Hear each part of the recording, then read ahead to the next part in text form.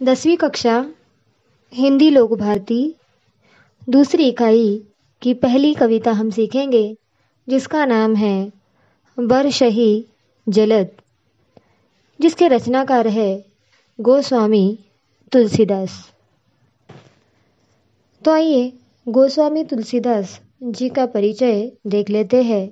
उनका जन्म 1516 में उत्तर प्रदेश के बांधा इस गांव में हुआ। उनकी मृत्यु 1623 में उत्तर प्रदेश में ही वाराणसी में हुई। गोस्वामी तुलसीदास जी ने अवधी भाषा में अनेक कालजयी ग्रंथ लिखे हैं। आप प्रसिद्ध संत, कवि, विद्वान और चिंतक थे। यह एक प्रसिद्ध या फेमस संतों में से एक या कवियों में से एक माने जाते हैं। ये बहुत ही ज़्यादा बड़े विद्वान हैं, ज्ञानी हैं और चिंतक भी थे।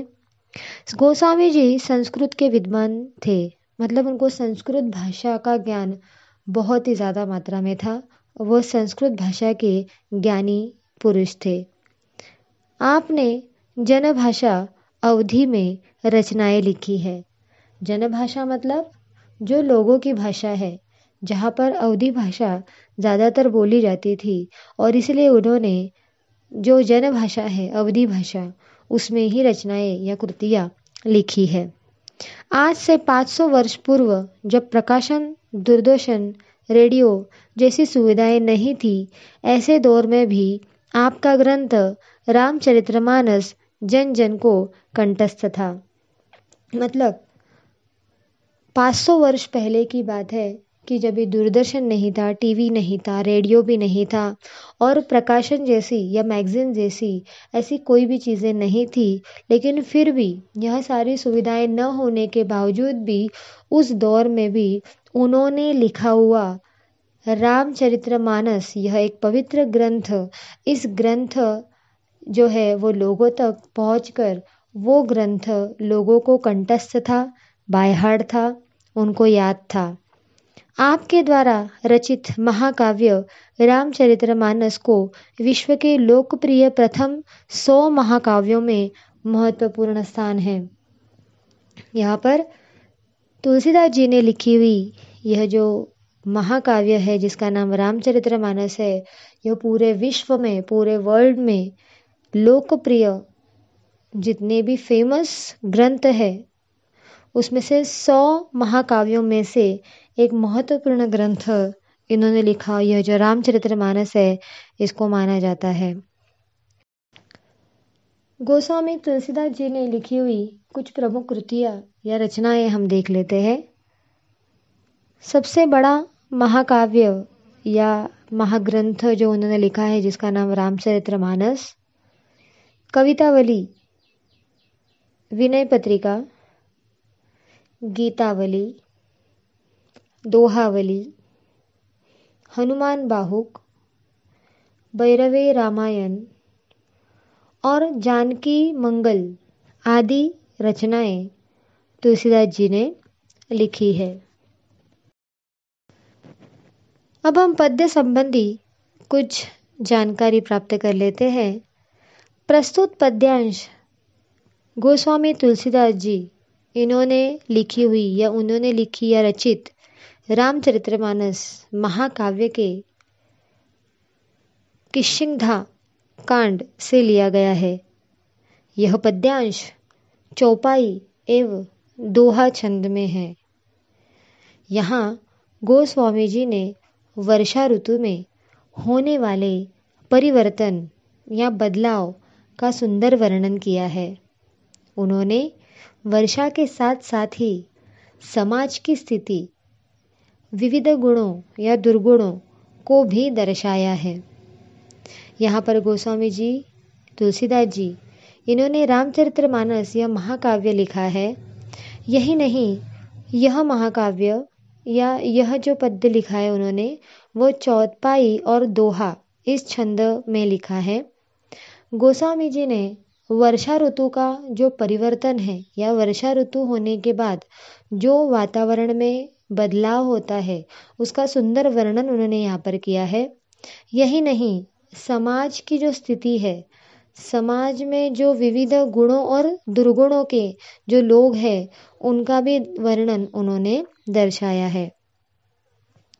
उपरोक्त प्रसंग सीता हरण के बाद का है।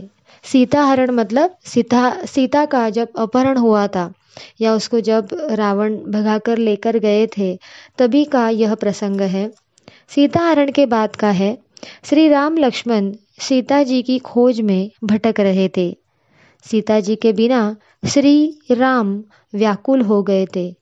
रामचंद्र जी कहते हैं कि आसमान में बादल घोर गर्जना कर रहे हैं। पत्नी सीता के न होने से मेरा मन डर रहा है। आकाश में बिजली ऐसे चमक रही है जैसे दुष्ट व्यक्ति की मित्रता स्थिर नहीं रहती। तो यह जो प्रसंग कवि ने यहाँ पर लिया है, इस दोहे में लिया है या फिर ये चौपाई में लिया है कि सीता की खोज करते हुए राम और लक्ष्मण जो है वो यहाँ वहाँ भटक रहे हैं और इस तरह का वातावरण का वर्णन यहाँ पर गोस्वामी तुलसीदास जी कर रहे हैं। घन घमंड नभ गरजत घोरा, प्रियाहीन डरपत मन मारा। दामिनी दमक रही घन माही, खलके प्रीति जथा थीर नाही। खलके प्रीति जथा थीर नाही। यहाँ पर पहले शब्दार्थ हम देख लेते हैं। घन का मतलब है यहाँ पे बादल। घमंड मतलब गर्व अहंकार। घोरा का मतलब है यहाँ पर भयंकर। प्रिया मतलब सीता। हीन मतलब वीणा या बीना। डरपत डर रहा है। मारा मेरा। दामिनी दामिनी का मतलब है यहाँ पर बिजली। दमक दमक मतलब चमकना। माही माही मतलब मैं। खल खल मतलब दुष्ट। प्रीति प्रीति प्रेम। जथा जथा मतलब जैसे। थीर मतलब स्थिर और नाही मतलब नहीं। यहाँ पर शुरुआत में ही मैंने आपको पद्य संबंधी जब जानकारी बताई थी तो मैंने आपको बताया था कि यहाँ पर सीता का हरण हो गया है। सीता का कोई भगाकर लेकर गया है, अपहरण हुआ है और इसीलिए राम और लक्ष्मण जो है वो सीता को ढूंढने के लिए निकल चुके हैं। ढूंढते समय यहाँ पर बिजलियाँ चमक रही है, बादल गरज रहे हैं और राम जो है वो लक्ष्मण को, उनके प्यारे भाई जिनका नाम लक्ष्मण है, तो लक्ष्मण को कहते हैं कि बादल जो है घन घमंड नभ गरजत घोरा। यह जो भयंकर बादल जो है यह क्या कर रहे हैं, गर्व से क्या कर रहे हैं, गरज रहे हैं। जोर जोर से आवाज़ें आ रही है बादल की और वो भी भयंकर आवाज़ें बादल गरजने की आ रही है। प्रियाहीन डरपत मन मारा। और प्रिया के बिना, सीता के बिना, प्रिया मतलब सीता, हीन मतलब बिना, तो सीता के बिना मेरा मन जो है वो क्या हो रहा है, डर रहा है। यहाँ पर राम और लक्ष्मण सीता को ढूंढने के लिए निकले हैं। उसी दौरान जो है बादल जो है वो गरज रहे हैं और वो भी भयंकर गरज रहे हैं, गर्व से गरज रहे हैं। और यहाँ पर राम जी का कहते हैं कि उनका मन जो है वो सीता के बिना डर रहा है। दामिनी दमक रही घन माही। यहाँ पर बादल जो है, बादल में बिजली चमक रही है। दामिनी मतलब बिजली, दमकना मतलब चमकना, माही मतलब में, तो घन में, बादल में क्या चमक रही है, तो दामिनी या बिजली चमक रही है। जैसे खल के प्रीति जथा थीर नाही। तो खल मतलब दुष्ट व्यक्ति, दुष्ट व्यक्ति के प्रेम में, प्रीति मतलब प्रेम में जैसे स्थिरता नहीं होती है। दुष्ट व्यक्ति जो है इसमें प्रेम, दुष्ट व्यक्ति का प्रेम जो है वो कभी स्थिर नहीं होता है। तो उसी तरह से दामिनी जो है वो क्या कर रही है, यहाँ पर बादल में बिजली चमक रही है। तो इसी तरह से यहाँ पर दामिनी जो है ये दुष्ट व्यक्ति का प्रतीक माना गया है। तो जिस तरह से दामिनी बादल में चमक रही है, बिजली घन में या बादल में चमक रही है, उसी तरह से दुष्ट व्यक्ति जो होते हैं उनका प्रेम जो है वो कभी स्थिर होता नहीं है, या दुष्ट व्यक्ति जो है वो कभी प्रेम जो है जो भी है उनका प्रेम स्थिर होता नहीं है। वो कभी किसी से प्यार या प्रेम करते नहीं है, क्योंकि वह दुष्ट होते हैं और दुष्ट व्यक्ति का प्रेम कभी स्थिर होता नहीं है। उसी तरह से यह दामिनी जो है यह भी एक दुष्ट है या दुष्ट व्यक्ति का प्रतीक माना गया है। दूसरी पंक्तियों को पढ़ लेते हैं। वर्ष ही जलद भूमि नियराहे, जथा नवही बूध विद्या पाए। बूंद अघात सही गिरी कैसे, खल के बचन संत सह जैसे।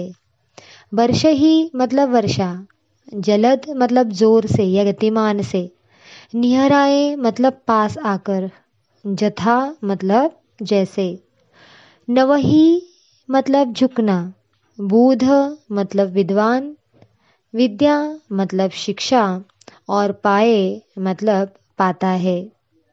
यहाँ पर कवि तुलसीदास जी क्या कह रहे हैं देखो। वर्षा ही जलद, वर्षा जो है वो जोर से गिरती है, और वो कहाँ गिरती है तो जमीन पर या भूमि पर पास आकर गिरती है। वर्षा जोर से जमीन पर या भूमि पर पास आकर जोर से गिरती है। जैसे झुकना विद्वान शिक्षा पाता है, मतलब जथा नवही बूध विद्या पाए। जिस तरह से एक विद्वान व्यक्ति या शिक्षित व्यक्ति ही झुकना जानता है, ठीक है, उसी तरह से यह जो वर्षा है वो भी जोर से और गतिमान से उस जमीन पर क्या करती है, पास आकर झुकती है या फिर बरसती है। तो जैसे बुध मतलब विद्वान या शिक्षित व्यक्ति झुकना जानता है, वैसे ही वर्षा या जोर से गतिमान से वो भूमि पर क्या कर रही है, झुक रही है या भूमि पर बरस रही है पास आकर। तो यहाँ पे वर्षा जो है या बादल जो है यह किसका प्रतीक है, विद्वान का प्रतीक है। मतलब जिस तरह से विद्वान जो है वो झुकते हैं, ज्ञानी पुरुष झुकते हैं, उसी तरह से वर्षा भी यहाँ भूमि पर क्या कर रही है, झुक रही है। मतलब वर्षा या बादल यह विद्वान का प्रतीक है। दूसरी पंक्ति, बूंद अघात सही गिरी कैसे, खल के बचन संत सह जैसे। बूंद मतलब बूंदे, ड्यू ड्रॉप, आघात करना, चोट पहुंचाना या प्रहार करना, सही मतलब सहते हैं, गिरी मतलब पर्वत, कैसे मतलब मैं, खला मतलब दुष्ट, दुष्ट व्यक्ति जो होते हैं वो, उनके वचन, वचन मतलब वचन, उनके जो बोल होते हैं कटु वचन या कड़वे बोल। संत मतलब आपको पता है सज्जन व्यक्ति, सह मतलब सहते हैं। तो बूंद आघात सही गिरी कैसे, यहाँ पर यह जो ड्यू ड्रॉप होते हैं या बारिश की जो बूंदे होती है वो गिरी पर मतलब पर्वत पर क्या करते हैं, प्रहार करते हैं। जब बारिश होती है ना तो बारिश की बूंदे या ड्यू ड्रॉप जो होता है या बारिश जो होती है वो पर्वत पर बार बार गिर गिर कर क्या करती है, प्रहार करती रहती है, चोट करती रहती है। लेकिन यह जो गिरी पर्वत मतलब गिरी मतलब क्या, पर्वत, यह क्या करता है, सह लेता है। उस बूंदों के आघात को वो क्या करता है, सहन कर लेता है। सेम वैसे जैसे दुष्ट व्यक्ति खल के बचन संत सह जैसे, जिस तरह से दुष्ट व्यक्ति के कटु वचन या कड़वे बोल संत या सज्जन व्यक्ति कैसे सहन करते हैं, उसी तरह से पर्वत भी बूंदों के आघात को या चोट को क्या करता है, सहन करता है।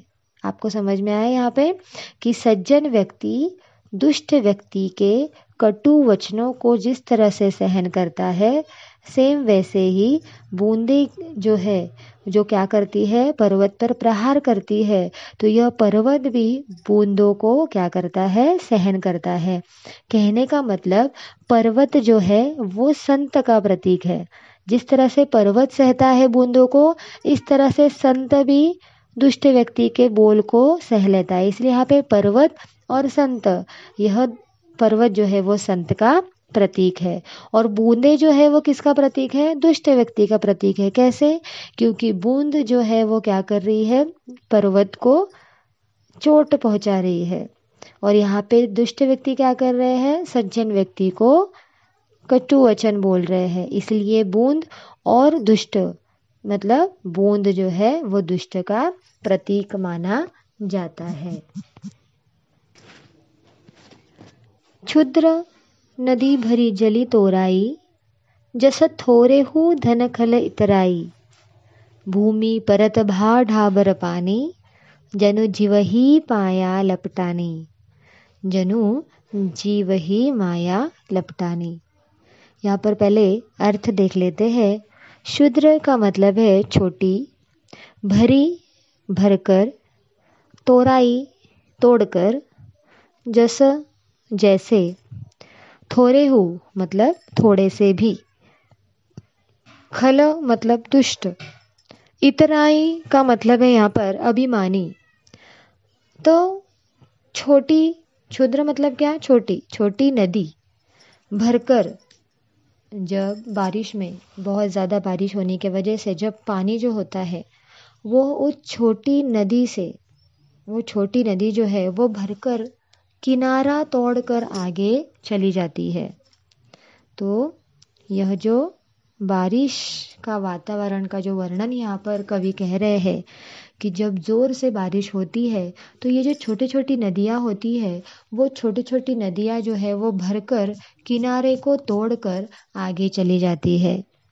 जैसे थोरे हु धन खल इतराई, जैसे मतलब जैसे, जैसे थोरे हु धन खल इतराई, थोड़े से भी धन को पाकर, मतलब पैसे को, धन मतलब आपको पता है पैसे, हाँ, तो संपत्ति, खल मतलब दुष्ट, इतराई मतलब अभिमानी। तो जैसे थोड़े से भी धन को पाकर दुष्ट व्यक्ति अभिमानी हो जाते हैं। क्या हो जाते हैं? थोड़े से भी धन को पाकर यह जो दुष्ट व्यक्ति होते हैं या दुष्ट होते हैं वो क्या हो जाते हैं? अभिमानी हो जाते हैं। आपको समझ में आया पहली लाइन का मतलब? कि जिस तरह से बहुत बारिश होने के बाद यह जो छोटी सी नदी होती है वो भरकर किनारे को तोड़कर आगे चली जाती है, जैसे थोड़े से धन को पाकर यह दुष्ट व्यक्ति जो है वो क्या हो जाते हैं? अभिमानी हो जाते हैं। भूमि परत भा डाबर पानी, भूमि मतलब जमीन और परत भा मतलब पड़ता है, ढाबर मलिन, जनु जैसे, जीव ही शुद्र जीव, माया मतलब मोह और लपटानी मतलब पड़ता है। तो जमीन पर जब जोरों से बारिश जमीन पर गिरती है तो क्या होता है? वह पानी मलिन हो जाता है, गंदा हो जाता है, मिट्टी से भरा वो पानी जो है वो दिखाई देता है। जब जमीन पर, भूमि पर परतभा, जब जमीन पर पड़ता है बारिश का पानी, तब यह जमीन है, भूमि है, वो ढाबर हो जाती है, मलिन हो जाती है। वहाँ का पानी क्या हो जाता है? मलिन हो जाता है। जैसे शुद्र जीव मोह पड़ता है, मतलब ये जो जीव ही मतलब शुद्र जो होते हैं, शुद्र जीव जो होते हैं, उनको यह मलिन पानी में रहना बहुत ही अच्छा लगता है। क्योंकि यह शुद्र जीव या छोटे छोटे जीव जो है वो किस में आपको पाएंगे? उन मैले पानी में आपको छोटे छोटे जीव जो है वो क्या होंगे? दिखाई देंगे। क्योंकि वो छोटे छोटे जीव जो होते हैं वो उसी पानी को पीकर क्या हो जाते हैं? खुश हो जाते हैं, तृप्त हो जाते हैं। और इसलिए यहाँ पे कहा गया है कि जनु जीव ही माया लपटानी, मतलब जैसे शुद्र जीव को वह जो पानी है वो मोह से लपटानी, मतलब मोह पड़ता है, उन क्षुद्र जीव को क्या पड़ता है? मोह या माया जो है वो पड़ता है। किस चीज़ का? उस पानी का। तो जिस तरह से ज़मीन पर पड़ता है मलिन पानी, मतलब ज़मीन पर जब पानी गिरता है तो क्या होता है? पानी जो है वो मलिन हो जाता है। उसी तरह से शुद्र जीव जो है वो क्या पड़ते हैं? मोह में पड़ते हैं। समीटी समीटी जल बरही तलावा, जीमी सद्गुण सज्जन पही आवा, सरिता जल जल निधि महु जाई, होई अचल जीमी जीव हरि पाई, होई अचल जिमी जीव हरि पाई। पहली पंक्ति का मतलब और भावार्थ जान लेते हैं। सीमित सीमित जल, सीमित सीमित मतलब समेट समेट कर, जल मतलब पानी, भरही मतलब भरता है, तलावा मतलब तालाब। ठीक है, तो समेट समेट कर पानी क्या होता है, तालाब में भरता है। सिमिट सिमिट जल भरही तलावा। जीमी सद्गुण सज्जन पही आवा, जैसे, जीमी मतलब जैसे, सद्गुण मतलब अच्छे गुणों वाले, सज्जन, सज्जन मतलब अच्छे व्यक्ति, सज्जन व्यक्ति, पही मतलब के पास, और आवा मतलब आते हैं। यहाँ पर कवि कहते हैं कि जिस तरह से तालाब में समेट समेट कर पानी भरता है, पानी जो है वो क्या होता है, समेट समेट कर बूंद बूंद से जिस तरह से तालाब में क्या होता है, पानी भरता है, ठीक उसी तरह से अच्छे गुणों वाले जो व्यक्ति होते हैं, अच्छे गुण जिनके अंदर होते हैं, वही व्यक्ति सज्जन व्यक्ति के पास आते हैं। ठीक है, तो जिस तरह से बूंद बूंद से पानी तालाब में भरता है, उसी तरह से अच्छे गुण वाले जो होते हैं वो हमेशा सज्जन व्यक्ति के पास ही आते हैं। तो यहाँ पर तालाब जो है वो किसका प्रतीक हो गया, सज्जन का क्या हो गया, प्रतीक हो गया। जिस तरह से तालाब में पानी आकर भरता है, उसी तरह से सज्जन व्यक्ति के पास अच्छे गुणों वाले व्यक्ति भी आते हैं। तो यहाँ पे तालाब जो है वो सज्जन का क्या हो गया, प्रतीक हो गया। सरिता जल जल निधि महु जाई, होई अचल जीमी जीव हरि पाई। सरिता मतलब नदी, समानार्थी शब्द है ये, सरिता नदी, जल मतलब पानी, जल निधि मतलब समुद्र, महु में, जाई मतलब जाता है, होई होता है, अचल स्थिर, जीमी मतलब जैसे, जीव मतलब जीव।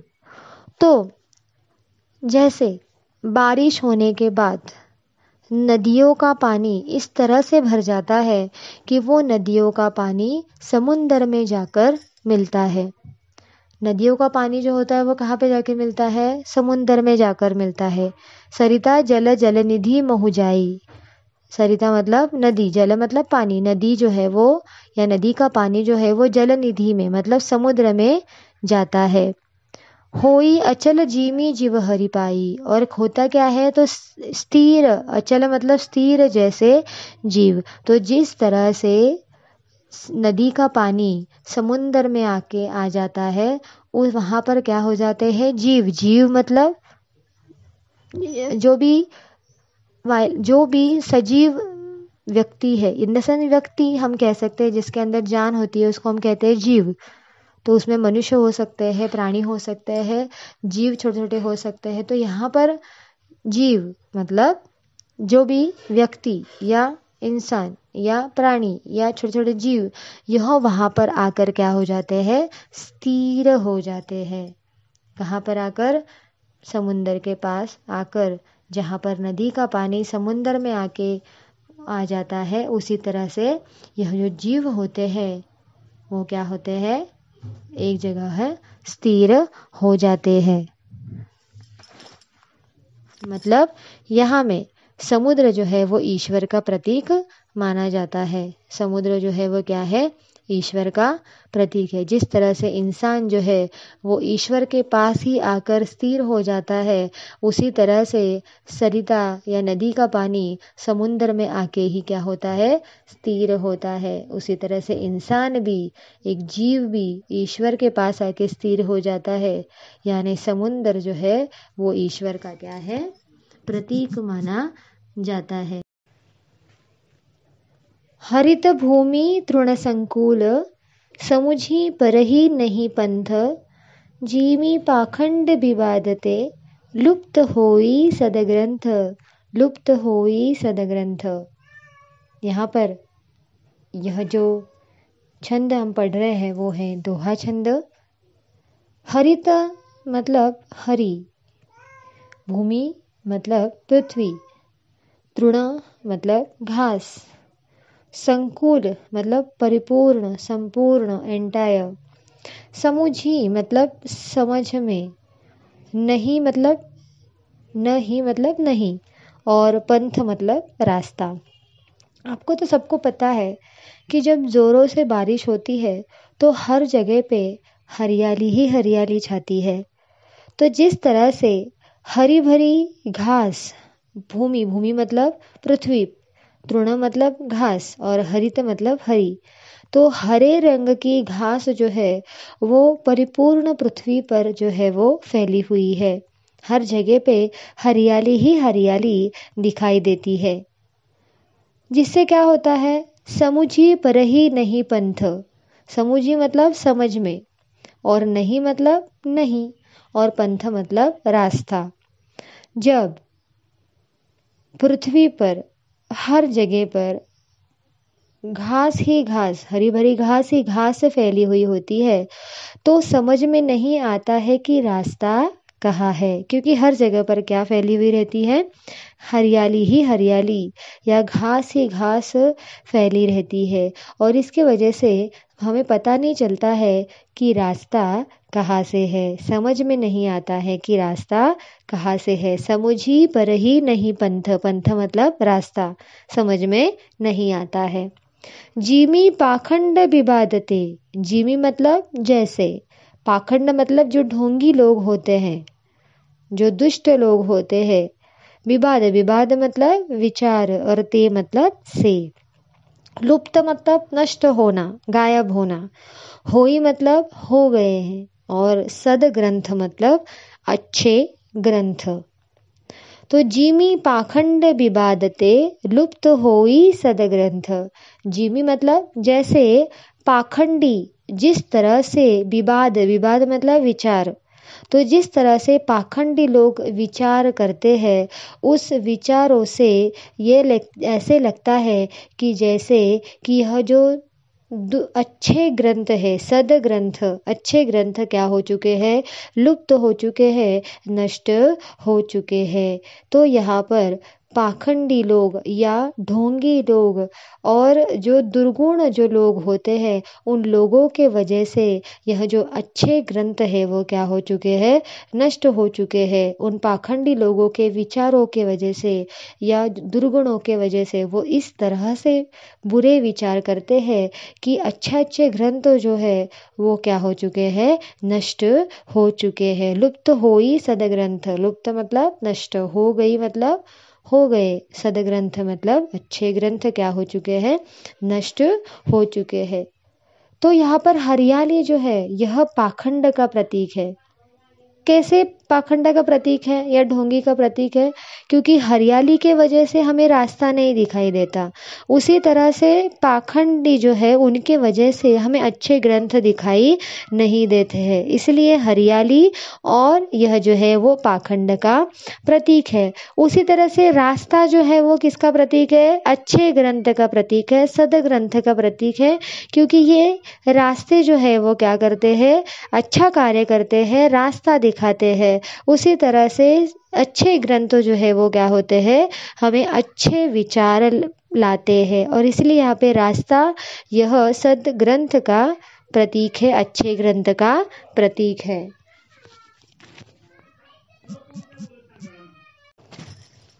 चौपाई छंद पढ़ लेते हैं।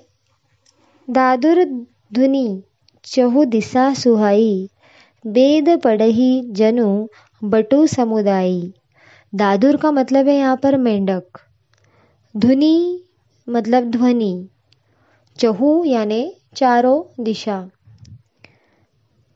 दिशा मतलब दिशा, सुहाई मतलब अच्छी लगती है, वेद मतलब वेद, पढ़ही पढ़ना, जनु जैसे, बटु बालक, और समुदाय मतलब समुदाय।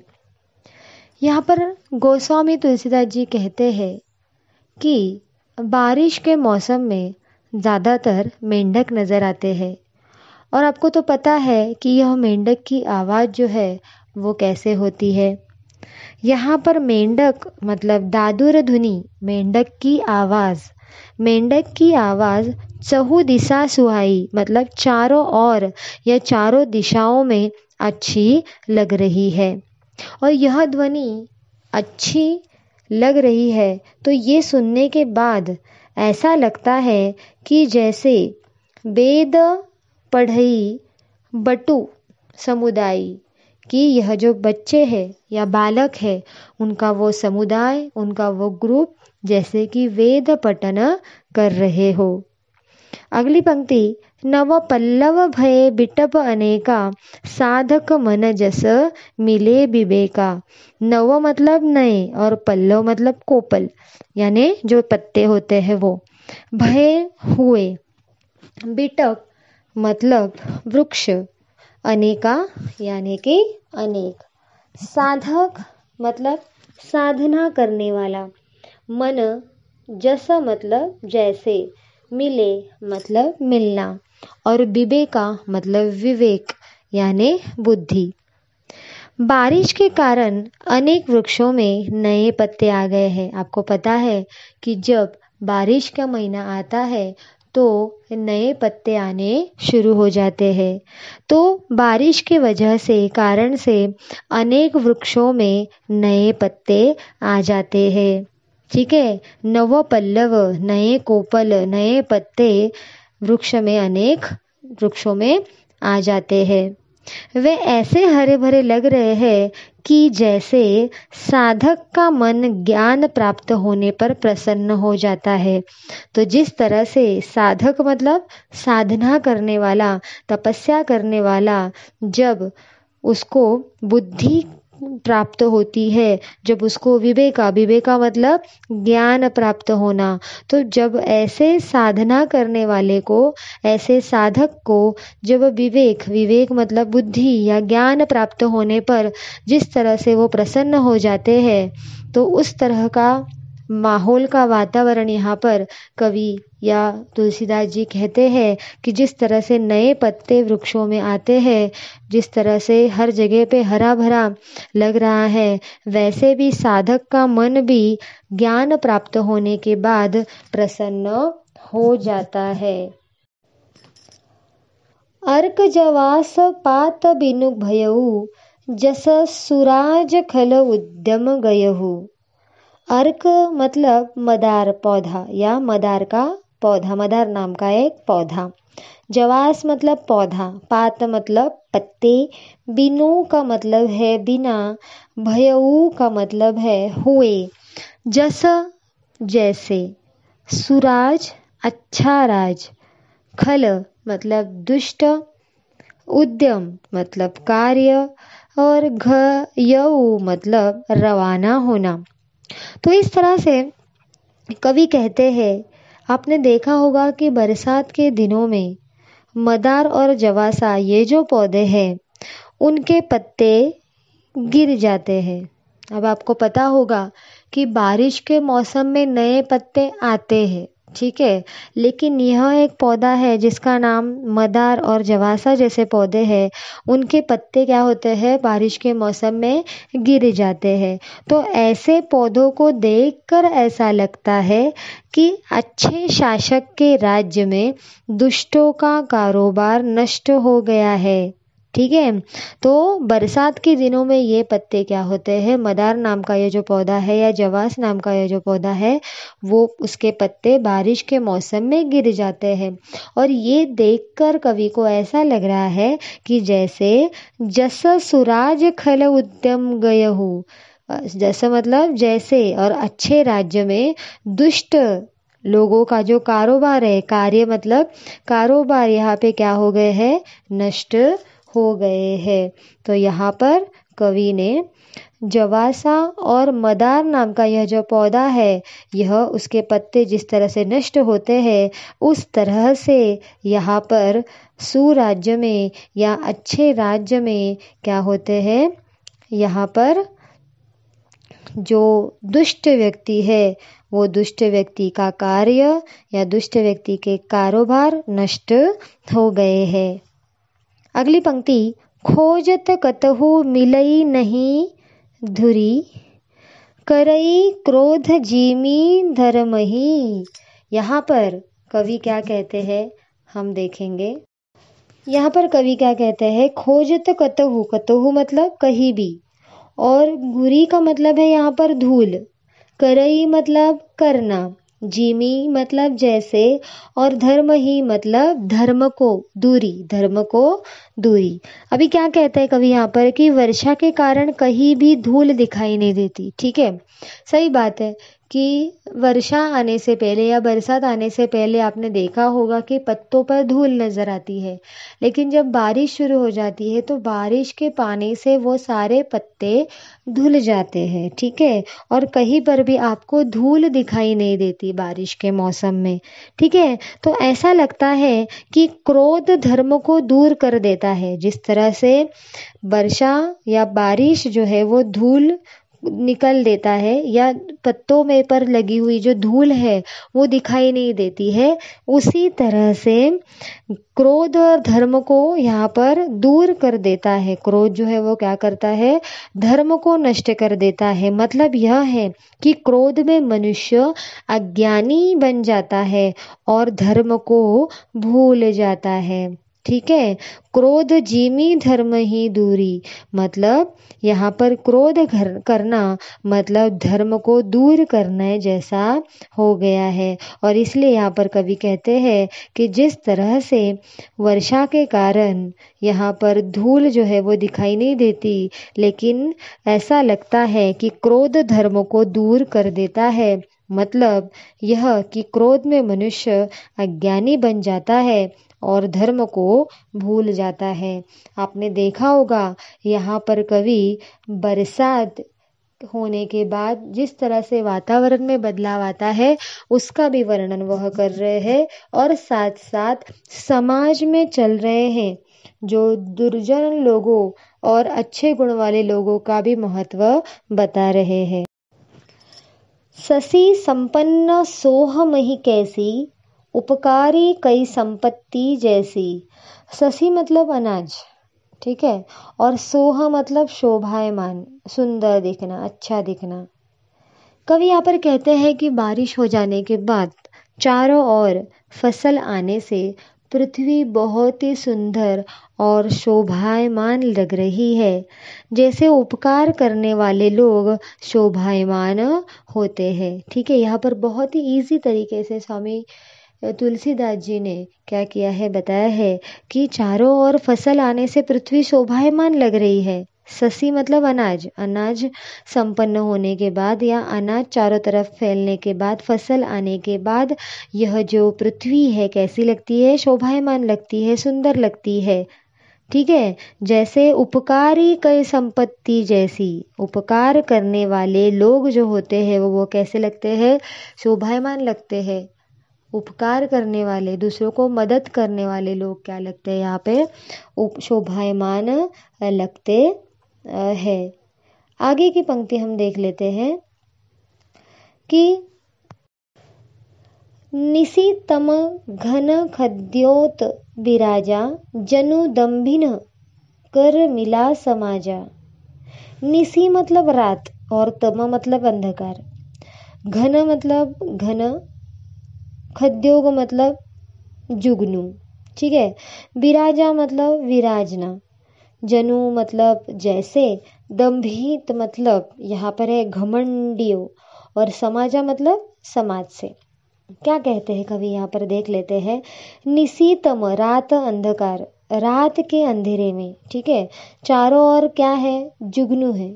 कौन है, जुगनू। जुगनू आपको पता है सबको कि जिसके अंदर प्रकाश होता है, ऐसा कीड़ा जिसके अंदर क्या होता है, प्रकाश होता है, उसको हम जुगनू कहते हैं। तो रात के अंधेरे में क्या दिखाई देता है, जुगनू जो है वो दिखाई देते हैं। ठीक है, चारों ओर क्या दिखाई देते हैं, खद्योत, खद्योत मतलब जुगनू दिखाई देते हैं।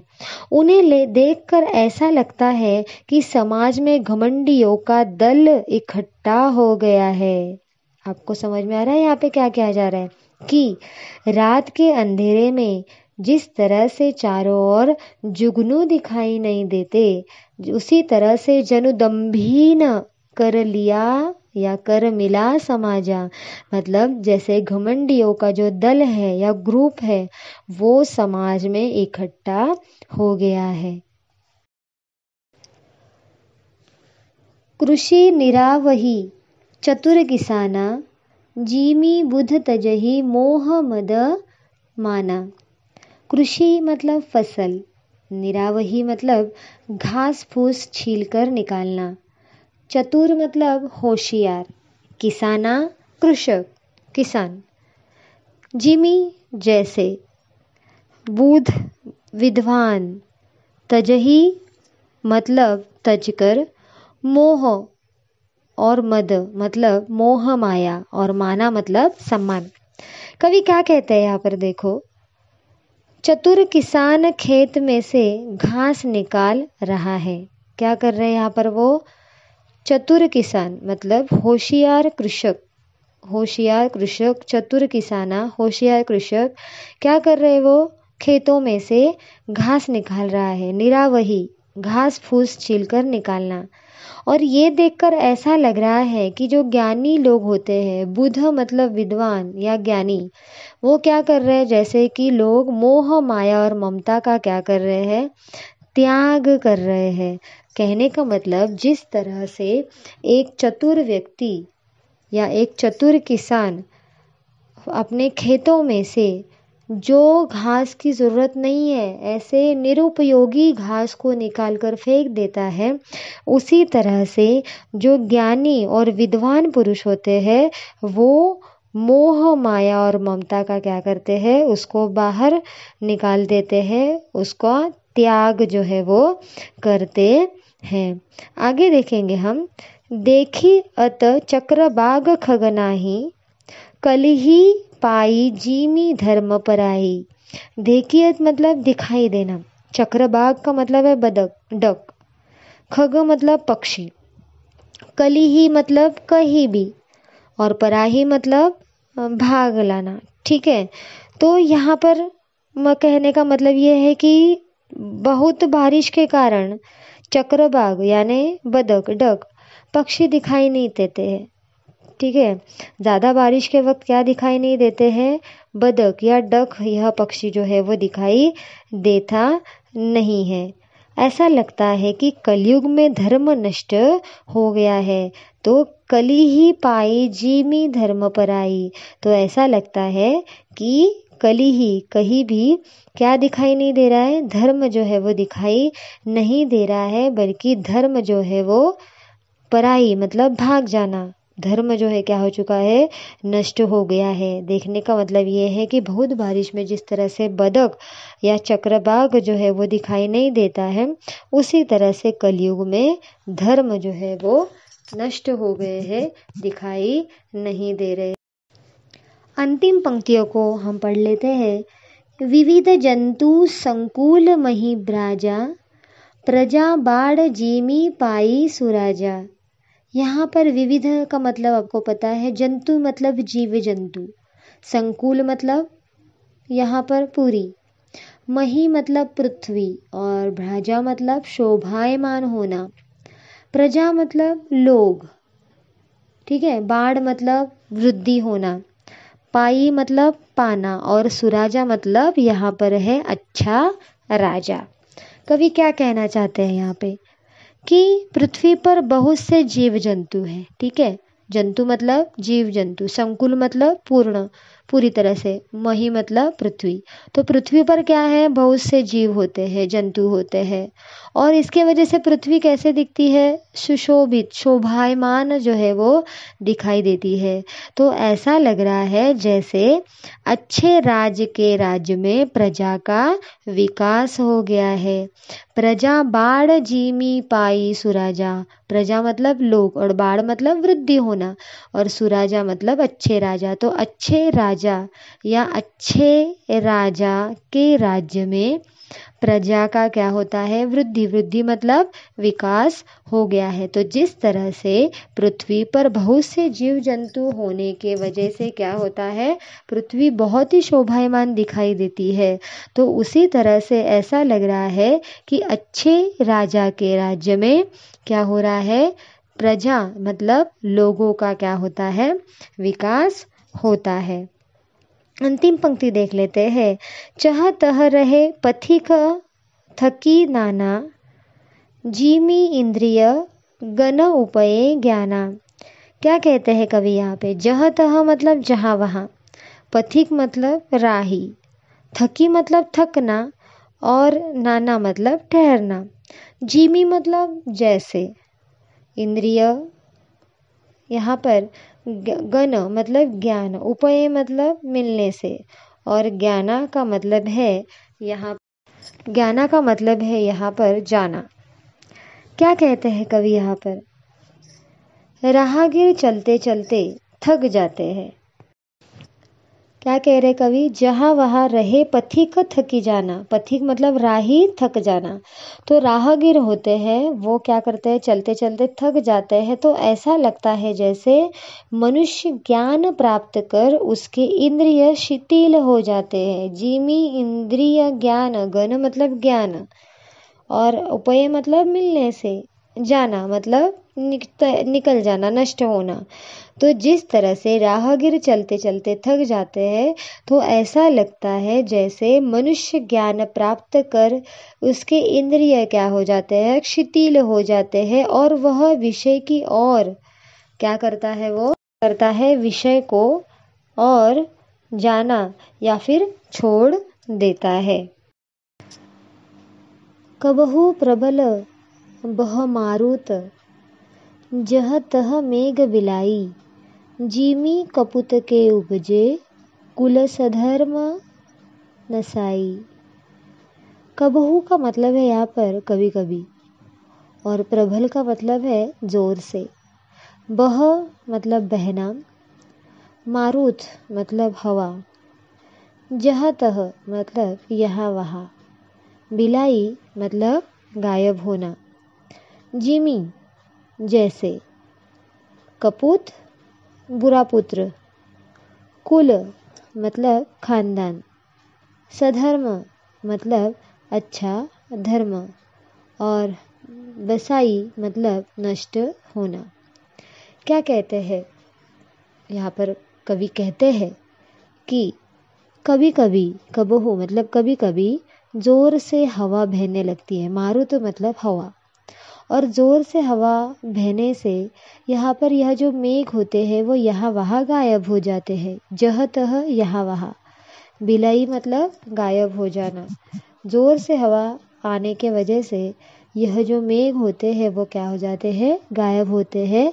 तो बिल्कुल उस वक्त ऐसा लगता है कि जैसे कुपूत के उपजे, मतलब खानदान में कुपुत्र का अगर उत्पन्न हो जाए तो कुल सधर्म नसाई, मतलब खानदान का अच्छा धर्म क्या हो जाता है, नष्ट हो जाता है, गायब हो जाता है। अंतिम पंक्तियां हम पढ़ लेते हैं। कबहू दिवस मह निबड़तम, कबहू प्रगट पतंग, बिनसई उपजई ज्ञान, जीमी पाई कुसंग सुसंग। पहले अर्थ जान लेते हैं। यहाँ पर निबड़ या निबिड़ का मतलब होता है घोर या घना, तमो मतलब अंधकार, कबहूक मतलब कभी कभी, प्रगट होना मतलब प्रगट होना, यहाँ पे प्रगट, प्रगट मतलब प्रकट, पतंग मतलब सूरज, बिनसई मतलब नष्ट होना, उपजई मतलब उपजना, ठीक है, जीमी, जीमी मतलब जैसे, पाई मतलब पाना, कुसंग मतलब बुरी संगत, और सुसंग मतलब अच्छी संगत। ठीक है, तो हम देख लेते हैं कि कभी कभी ऐसा लगता है कि बादल के कारण दिन में ही घोर अंधकार छा जाता है। निबिड़ तम कबहू प्रकट पतंग, मतलब ये कि कभी कभी ये होता है कि बादल के कारण दिन में क्या होता है, घोर अंधकार जो है वो छा जाता है। ठीक है, तो कभी कभी सूरज भी दिखाई देता है। आपको पता है कि बारिश का वातावरण या बारिश के मौसम में कभी ऐसा होता है कि काले बादल जो है वो छाते हैं, कभी कभी अंधकार दिखाई देता है, कभी कभी बीच में ही सूरज दिखाई देता है। तो ऐसा लगता है कि बुरी संगति प्याकर बिन सही उपजई ज्ञान, बुरी संगति पाकर ज्ञान जो है वो क्या हो गया है, नष्ट हो गया है। बिन सही मतलब नष्ट हो जाना, बुरी संगति में हम लगेंगे तो ज्ञान क्या हो जाएगा, नष्ट हो जाएगा। और अगर हम अच्छी संगति में गए या अच्छी संगति हमने पाई तो हमारा ज्ञान जो है वो बढ़ जाएगा या हमें ज्ञान जो है वो मिल जाएगा। तो इस तरह से गोस्वामी तुलसीदास जी ने इस दोहे और चौपाई, इस छंद के माध्यम से कवि ने वर्ष ही जलद मतलब वर्षा ऋतु या बरसात के मौसम का या वातावरण का, बारिश हो जाने के बाद जिस तरह से वातावरण में परिवर्तन होता है, बदलाव होता है, उसका वर्णन किया है। और उसके साथ साथ हमारे समाज की स्थिति, समाज के अच्छे लोग, बुरे लोग, सज्जन, दुर्जनों की स्थिति का भी वर्णन इस कविता में किया है। Thank you.